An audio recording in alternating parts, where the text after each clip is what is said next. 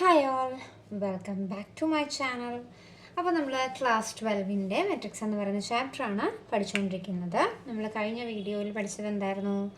ഒരു മെട്രിക്സിൻ്റെ ഇൻവേഴ്സിനെ കുറിച്ചും അതുമായിട്ട് ബന്ധപ്പെട്ട രണ്ട് തിയറംസുമായിരുന്നു നമ്മൾ കഴിഞ്ഞ വീഡിയോയിൽ പഠിച്ചത്. അപ്പോൾ ഇന്ന് നമ്മൾ നോക്കാൻ പോകുന്ന ഹെഡിങ് ആണ് എലമെൻ്ററി ട്രാൻസ്ഫോർമേഷൻ അല്ലെങ്കിൽ എലമെൻ്ററി ഓപ്പറേഷൻ. ഇത് നമ്മുടെ കോവിഡ് ആ സമയത്ത് ഈ ഒരു സെക്ഷൻ നമ്മുടെ മറ്റേ സിലബസൊക്കെ വെട്ടിച്ചുരുക്കിയ കൂട്ടത്തിൽ ഈ ഒരു സെക്ഷൻ എടുത്തും മാറ്റി മീൻസ് വലിയ ഇമ്പോർട്ടൻസ് ഈ സെക്ഷനിൽ നിന്നുള്ള ക്വസ്റ്റ്യൻസൊക്കെ വളരെ കുറവായിരുന്നു. ചോദിച്ചിട്ടില്ല എന്ന് തന്നെ വേണമെങ്കിൽ പറയാം. പിന്നെ അങ്ങോട്ട് ഉള്ളതിലൊന്നും ഈ സെക്ഷൻ അത്ര വലിയ ഇമ്പോർട്ടൻ്റ് ആയിട്ട് അവർ ചോദിച്ചിട്ടില്ല. ചോദിച്ചിട്ടുണ്ടെങ്കിൽ തന്നെ എന്തെങ്കിലും ഒരു സിമ്പിളായിട്ടുള്ള ഒരെണ്ണമൊക്കെ ചോദിച്ചിട്ടുള്ളൂ. ഓക്കെ, അപ്പോൾ ഇത് ഒട്ടും ഇമ്പോർട്ടൻ്റ് അല്ല എന്നല്ല, എന്നാലും ചാൻസസ് കുറവാണ് ഈ ട്രാൻസ്ഫോർമേഷനിൽ നിന്ന് ക്വസ്റ്റ്യൻസ് ചോദിക്കാനായിട്ട്. കാരണം കുറച്ച് കൺഫ്യൂസിങ് ആണ് നമുക്ക് ഈ ട്രാൻസ്ഫോർമേഷൻ എന്ന് പറയുന്നത്.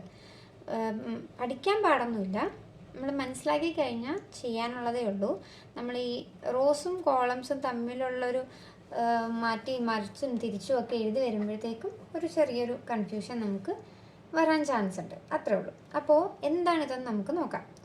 അപ്പോൾ എലമെൻ്ററി ട്രാൻസ്ഫോർമേഷൻ അല്ലെങ്കിൽ എലമെൻ്ററി ഓപ്പറേഷൻ എന്നതിനെ പറയും.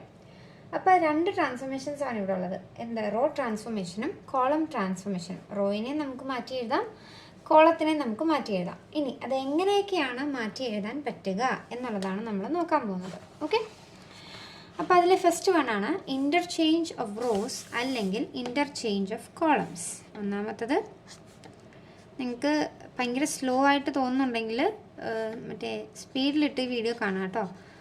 ഞാൻ ഓൾറെഡി എഴുതി വെച്ച് എക്സ്പ്ലെയിൻ ചെയ്താൽ നിങ്ങൾക്ക് എത്രത്തോളം മനസ്സിലാകുമെന്ന് എനിക്കറിയില്ല. അതുകൊണ്ട് തന്നെയാണ് വീഡിയോയിൽ തന്നെ എഴുതി പോകുന്നത്. അപ്പം ഒത്തിരി സ്ലോ ആണെന്ന് തോന്നുന്നവർക്ക് സ്പീഡിലിട്ട് കണ്ട് പഠിക്കാവുന്നതാണ്. അപ്പോൾ ഇൻ്റർചേഞ്ച് ഓഫ് റോസ് ഉണ്ട്, പിന്നെന്താ ഇൻ്റർചേഞ്ച് ഓഫ് കോളംസ്.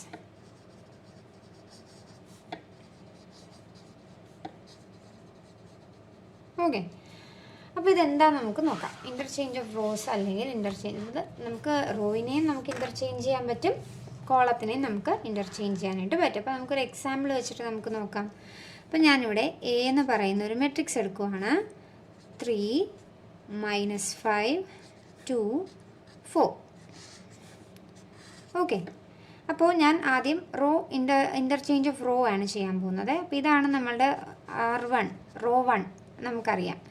ഇതാണ് നമ്മളുടെ റോ 2 അല്ലേ. ഹൊറിസോണ്ടലി എഴുതുന്നതാണ് റോ, വെർട്ടിക്കലി എഴുതുന്നതാണ് കോളം എന്നുള്ളത് നമുക്ക് അറിയാവുന്ന കാര്യമാണ്. അപ്പോൾ ഫസ്റ്റ് റോ 1 റോ 2. ഓക്കെ, ഞാനിവിടെ ചെയ്യാൻ പോകുന്നത് R1 ഇൻ്റർചേഞ്ചസ് ടു R2. അതായത് R1നെ റോ 1നെയും റോ 2നെയും ഞാൻ എന്ത് ചെയ്യാൻ പോകുന്നു? ഇൻ്റർചേഞ്ച് ചെയ്യാൻ. അതായത് അങ്ങോട്ടും ഇങ്ങോട്ടും ആരോ ഇട്ടാൽ അതിൻ്റെ അർത്ഥം അവരെ തമ്മിൽ ഇൻ്റർചേഞ്ച് ചെയ്യുക, അങ്ങോട്ടും ഇങ്ങോട്ടും മാറ്റി എഴുതുക എന്നുള്ളതാണ് ഇതിൻ്റെ അർത്ഥം. ഓക്കെ, ആരോടെ അർത്ഥം എന്താ? അങ്ങോട്ടും ഇങ്ങോട്ടും ആരോ ഇട്ടാൽ ഈ രണ്ട് റോ അങ്ങോട്ടും ഇങ്ങോട്ടും മാറ്റി എഴുതുക. അപ്പോൾ അതെന്തായിട്ട് മാറും?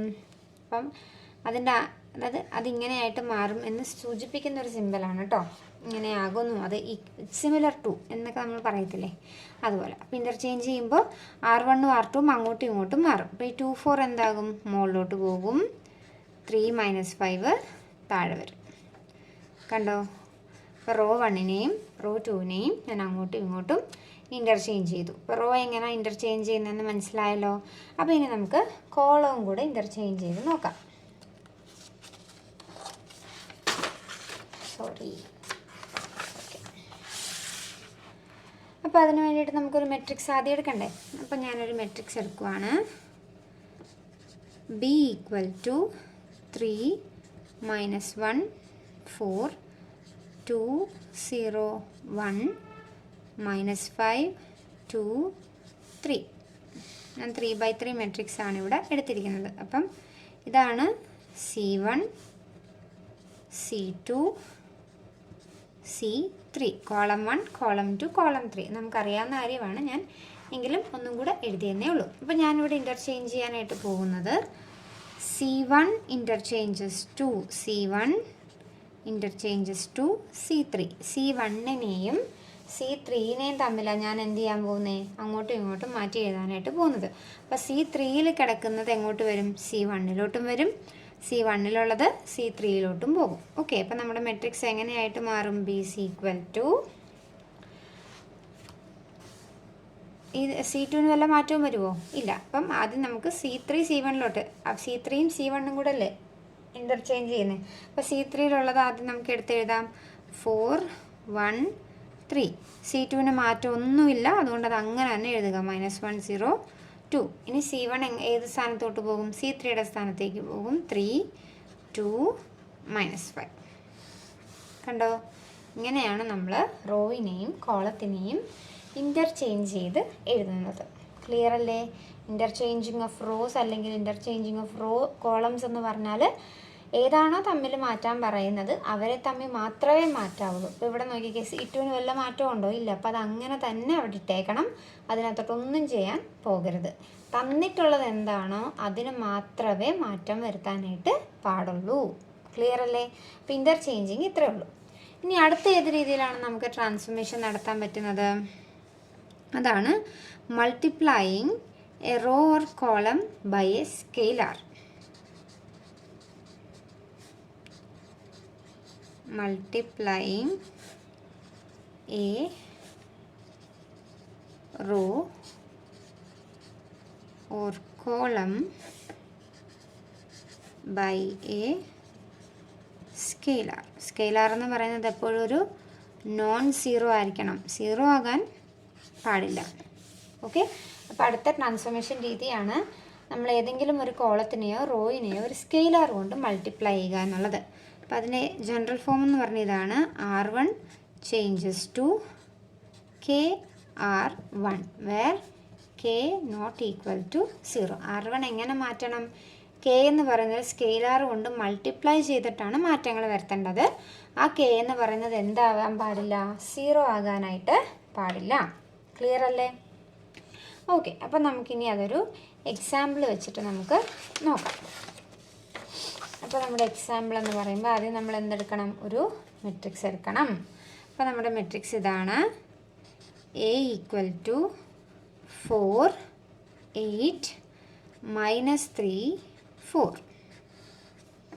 അപ്പം ഞാനൊരു മെട്രിക്സ് ഇവിടെ എടുത്തു, 4 8 -3 4. അപ്പം നമ്മളിവിടെ റോയിനെയാണ് ആദ്യം ചെയ്യാൻ പോകുന്നത് കേട്ടോ. അപ്പോൾ റോയിനെ നമുക്ക് ആദ്യം ഒന്ന് ചെയ്ത് നോക്കാം.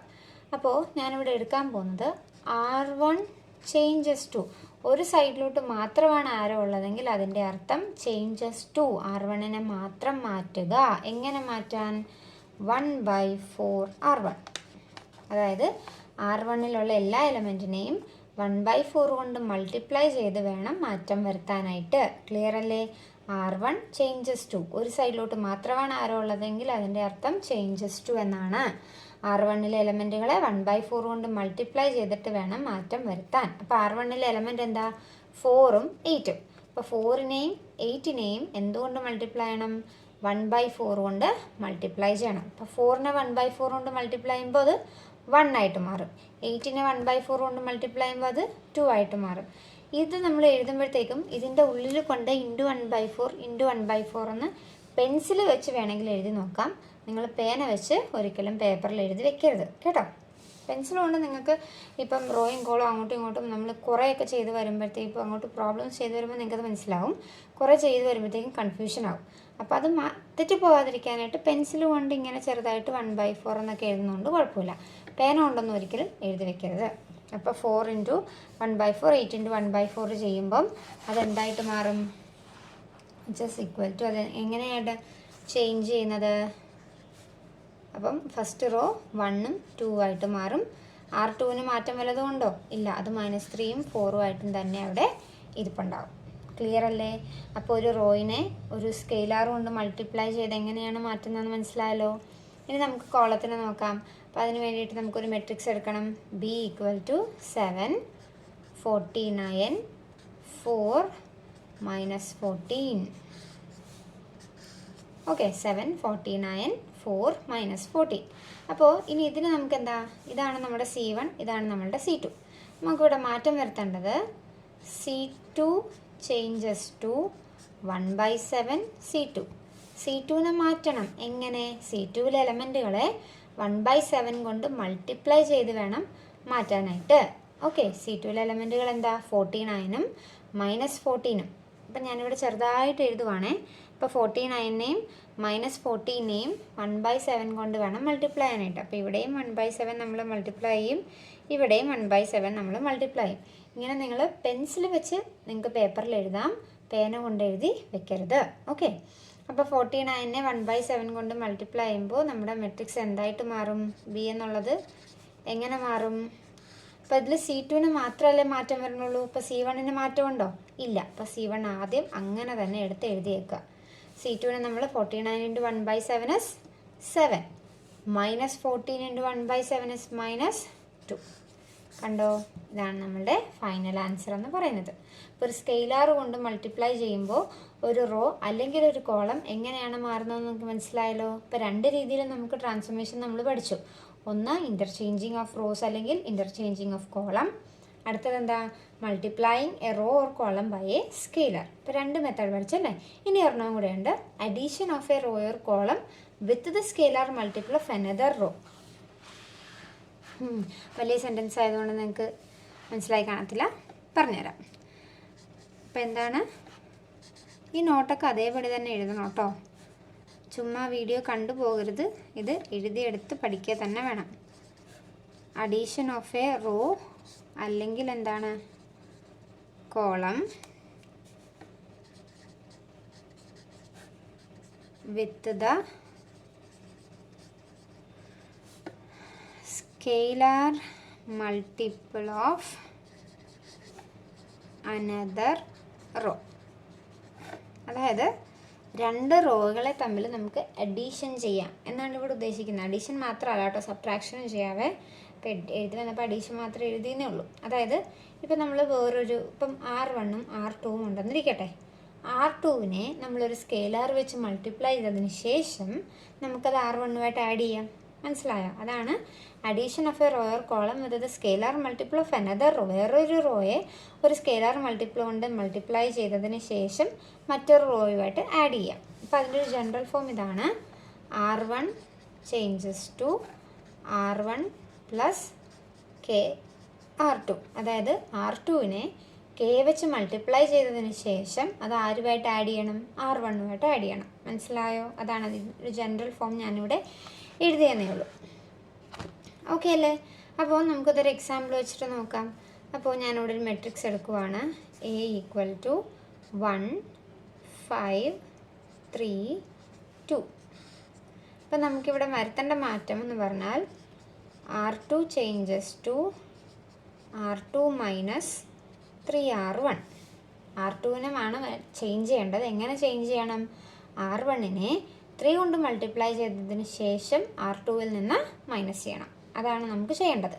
ഓക്കെ, അപ്പോൾ R1നെ 3 കൊണ്ട് മൾട്ടിപ്ലൈ ചെയ്യണം. അപ്പോൾ R1 നമുക്കിതല്ലേ, അപ്പോൾ R1ൻ്റെ എലമെൻറ്റുകളെ 3 കൊണ്ട് മൾട്ടിപ്ലൈ ചെയ്യുമ്പോൾ 1 × 3 അതെന്തായിട്ട് മാറും, 3 ആയിട്ട് മാറും. 5 × 3 അത് 15 ആയിട്ട് മാറും. ഓക്കെ, ഇനി എന്ത് ചെയ്യണം, R2വിൽ നിന്ന് R1 മൈനസ് ചെയ്യണം. അപ്പം ഞാനിവിടെ ചെറുതാക്കി എഴുതുവാണ് കേട്ടോ. അപ്പോൾ നമ്മൾ ഇതൊക്കെ പെൻസിൽ വെച്ചിട്ട് ഇങ്ങനെ എഴുതാവട്ടല്ലോ. ഞാനിപ്പോൾ 3 എന്നും 15 എന്നും ഇവിടെ എഴുതിയിരിക്കുന്നില്ലേ, അത് പേന വെച്ച് ഇങ്ങനെ ഒന്നും എഴുതി വെക്കരുത്.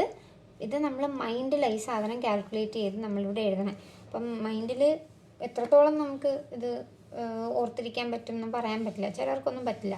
അപ്പോൾ അവർ നൈസായിട്ട് പെൻസിൽ കൊണ്ട് ഇങ്ങനെയൊക്കെ എഴുതി വെച്ചാൽ നിങ്ങൾക്ക് പ്രോബ്ലം ചെയ്യാനായിട്ട് എന്നിട്ട് തൂത്ത് കളഞ്ഞാൽ മതി. ഓക്കെ, അപ്പോൾ നമ്മൾ എന്ത് ചെയ്തു, R1നെ 3 കൊണ്ട് മൾട്ടിപ്ലൈ ചെയ്തു. ഇനി എന്താ ചെയ്യേണ്ടത്, അത് R2വിൽ നിന്ന് മൈനസ് ചെയ്യണം. R2 മൈനസ് 3R1 എന്നല്ലേ, അപ്പോൾ R2 minus 3R1. 3R1 already കണ്ടുപിടിച്ച് വെച്ചു, ഇനി മൈനസ് ചെയ്യുക. അപ്പോൾ R1ന് മാറ്റമുണ്ടോ, നമ്മൾ R2 മാത്രമേ ഇവിടെ ചേഞ്ച് ചെയ്യാൻ പറഞ്ഞിട്ടുള്ളൂ. അപ്പോൾ R1ന് മാറ്റമില്ല, അതങ്ങനെ തന്നെ എടുത്തെഴുതണം.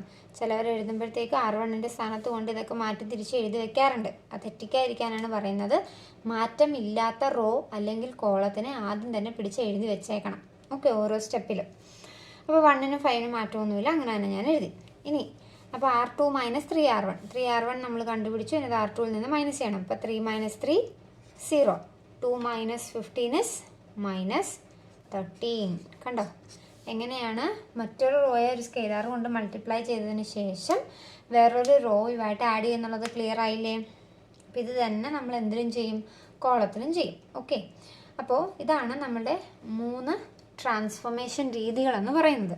എന്തൊക്കെയായിരുന്നു? ഒന്ന് ഇൻ്റർചേഞ്ചിങ്, പിന്നെ ഒരു സ്കെയിലാർ കൊണ്ട് മൾട്ടിപ്ലൈ ചെയ്ത് മാറ്റുന്നത്, പിന്നെ ഒരു റോയെ സ്കെയിലാർ കൊണ്ട് മൾട്ടിപ്ലൈ ചെയ്ത് മറ്റൊരു റോയുമായിട്ട് ആഡ് ചെയ്യുന്നത്. 3 അത് അഡീഷൻ മാത്രമല്ല, അതിൽ സബ്ട്രാക്ഷനും വരും. ഈ എക്സാമ്പിളിലൂടെ നിങ്ങൾക്ക് മനസ്സിലായല്ലോ.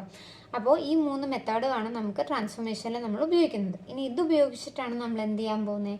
പ്രോബ്ലംസ് ചെയ്യാനായിട്ട് പോകുന്നത്. അപ്പോൾ നമുക്ക് അടുത്ത വീഡിയോയിൽ ഇതിൻ്റെ പ്രോബ്ലംസ് ആണ് നമ്മൾ ചെയ്യാൻ പോകുന്നത്. അപ്പോൾ ഈ 3 രീതികളും നല്ല രീതിയിൽ പഠിച്ചു വെച്ചെങ്കിൽ മാത്രമേ, മനസ്സിലാക്കി വെച്ചെങ്കിൽ മാത്രമേ നമുക്ക് പ്രോബ്ലംസ് ചെയ്യാനായിട്ട് പറ്റത്തുള്ളൂ. ഓക്കെ, അപ്പം ഇന്ന് പഠിപ്പിച്ച ഈ വീഡിയോ നിങ്ങൾക്ക് എല്ലാവർക്കും മനസ്സിലായെന്ന് വിശ്വസിക്കുന്നു. നിങ്ങൾക്ക് ഈ വീഡിയോ ഇഷ്ടമായെങ്കിൽ നിങ്ങളുടെ ഫ്രണ്ട്സിനൊക്കെ ഷെയർ ചെയ്യുക.